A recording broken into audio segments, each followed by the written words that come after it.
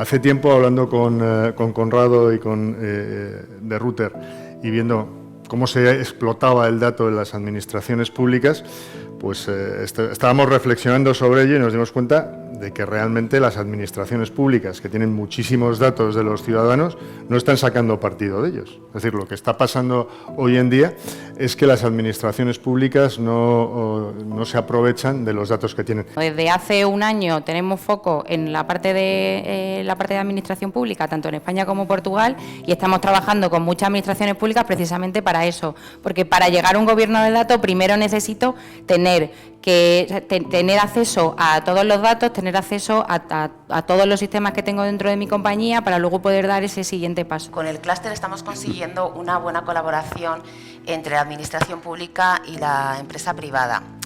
Gracias a este clúster, al final, con una buena comunicación, trabajamos con la administración hablando sobre qué cosas necesitamos, ¿no? Qué servicios le podemos dar al usuario, y ahí estamos viendo qué posibilidades nos puede dar la administración pública y qué podemos ofrecer nosotros.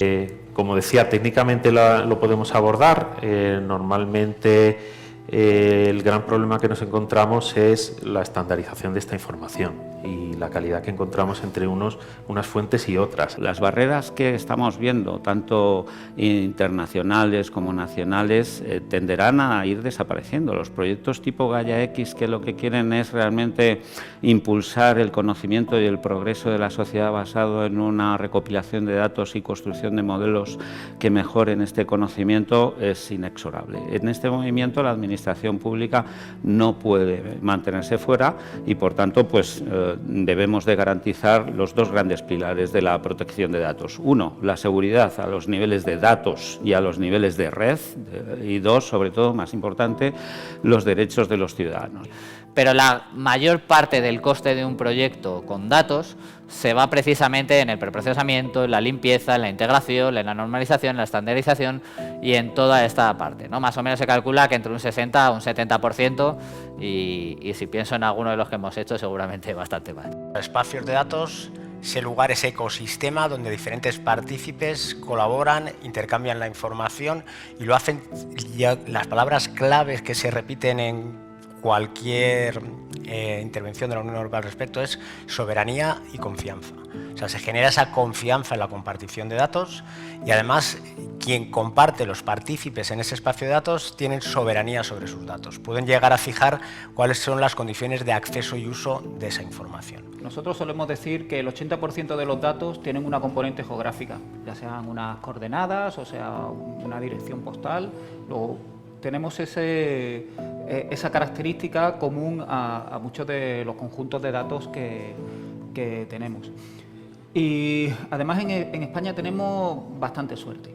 Hay que reconocer que la situación de la información geográfica es privilegiada porque ha habido una cultura de compartición de datos abiertos desde hace bastante tiempo. Los que somos tecnólogos sabemos que cada vez que actualizas algo, estás rompiendo algo. Cada vez que das un paso hacia adelante en algo, estás dando un paso hacia atrás en otra cosa. Protección de datos, ¿qué te está diciendo? Oye, antes de dar un paso adelante, valora los riesgos. ¿Qué posibles consecuencias tienes que tomar?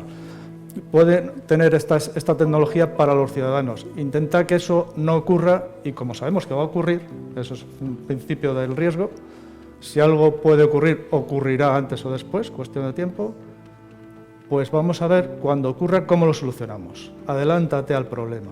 Yo creo que lo que se propone en la ley, precisamente en el reglamento general, que no la ley específicamente española, es aplicar el sentido común a las normativas, ¿de acuerdo? Eso es lo que propone, no propone más allá, con lo cual, digamos, que trasladar eso, yo creo que es un mensaje positivo, sobre todo desde el punto de vista del usuario de los datos y desde el punto de vista también de las empresas y de la administración pública. Es decir, tenemos datos, podemos usarlos, pero úsalos responsablemente. Se pueden explotar los datos, se pueden utilizar los datos personales, lo que pasa es que hay que hacerlo de la forma adecuada, ¿no? El ánimo regulatorio de la Unión Europea no es que no se utilicen los datos, es al contrario, que se utilicen los datos, que fluyan los datos, crear un mercado único de datos que se comparta en distintos sectores y que se respeten los derechos de terceros, ¿no? En cuanto a esos datos que se están compartiendo, que se están reutilizando.